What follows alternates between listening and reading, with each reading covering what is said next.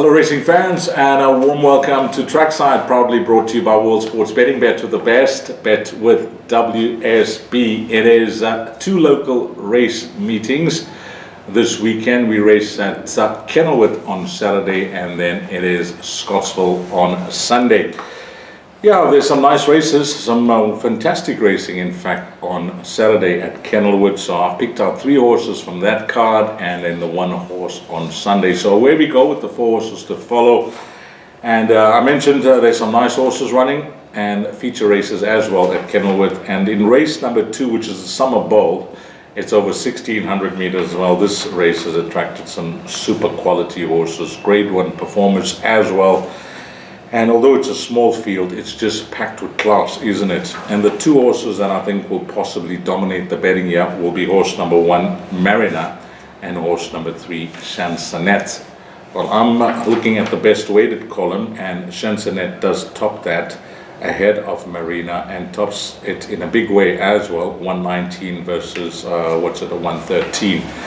Now, Chansonette's going to be the play, the first of our 4 horses for the weekend, and beside topping the best weighted column, she's just been a solid filly throughout her career. We can recall her performances last season. She was the winner of the Cape Fillies Guineas, where she beat Desert Miracle, and then she went on to run close-up second, gained gutsy performances behind an absolute star in the Equus champion filly Captain's Ransom, who we saw win midweek, making her seasonal debut, and what a win it was midweek for the Snates and of course Richard Free. But coming back to Chansonette, yeah, unfortunate, after those game runs in the Mallorca and the Paddock Stakes, of course the Paddock Stakes, then the Mallorca in order, things didn't go well for her. We would say things went wrong, and we didn't get to see her during our KZN champion season, unfortunately so. The stable gave her the time off to get over her issues, and she was back the other day in the Diana Stakes, and she ran a great race, considering the layoff, etc., and she was second behind Santa Maria. Now, from that form line, it's worth touching on that form line. Quintus Light came out to win the Laissez-Faire Stakes, reversing the form with Santa Maria, and from that Laissez-Faire Stakes, we saw midweek this horse Wow Wow Wow, who ran second but won the race in the boardroom, beating Distinction. So that form line's looking good, it's looking bright. And I think that last start of Chansonette's going to bring her on a ton, because having watched that race, yeah, she ran well. She'll have fitness on her side against a horse like Marina, because she's been off for, since her win, should I say, in the Gold Bracelet.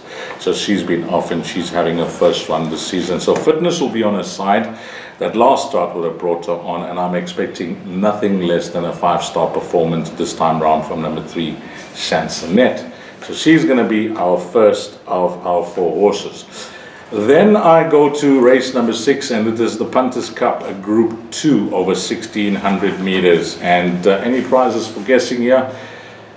The horse, well, it is none other than the Equus champion 2-year-old, who wowed us with some top-class performances as a juvenile, and that is Cousin Casey.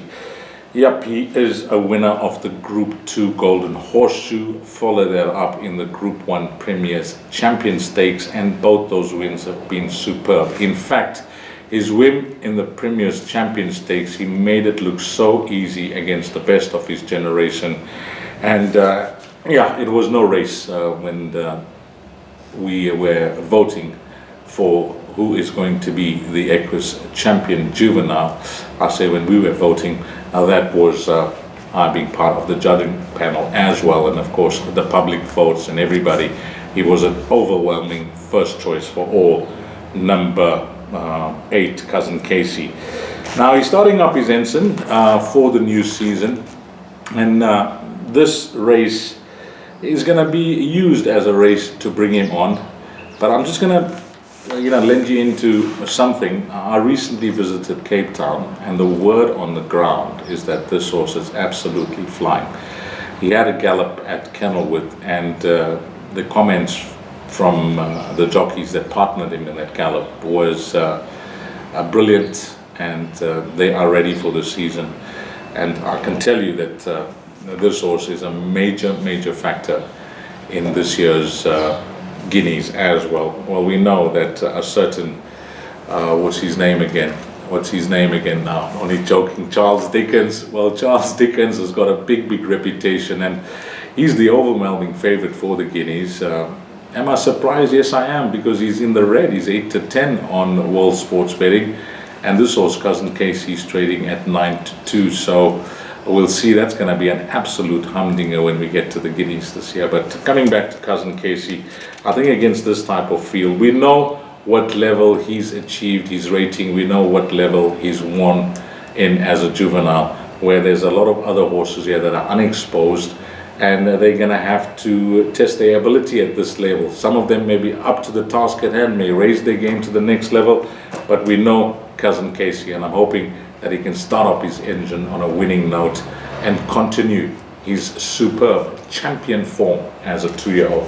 So I'm very confident there with Cousin Casey. And then we go to my third horse at Kenilworth, and it's going to be race number 7, and it's a sophomore sprint over 1,200 meters. And again, you look at the best weighted column, an absolute standout here. Hit Them Hard, Sunshine, at 100 ahead of the next best, which is Captain Bombshell, I see, at a 94. Now this horse, Hit Them Hard, Sunshine, yeah, he started off his career with a bang. He won his first 2 starts over 1,000 and 1,200 meters, and then he ran in a race.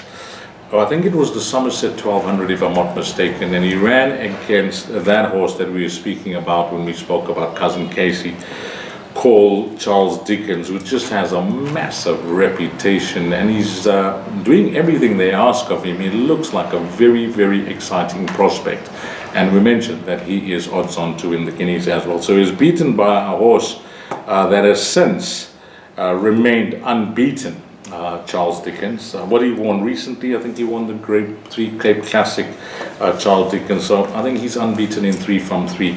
And he is the talking horse in Cape Town. So this horse ran second to him, and then last time out in the Need for Speed race over 1,000 meters, he just ran out of runway. Yeah, he was beaten soundly by Trompy, but he's now 4 kgs better off at the weights with Trompy, who he meets again, and he's going over 1,200 meters of distance. That's going to suit this horse much better.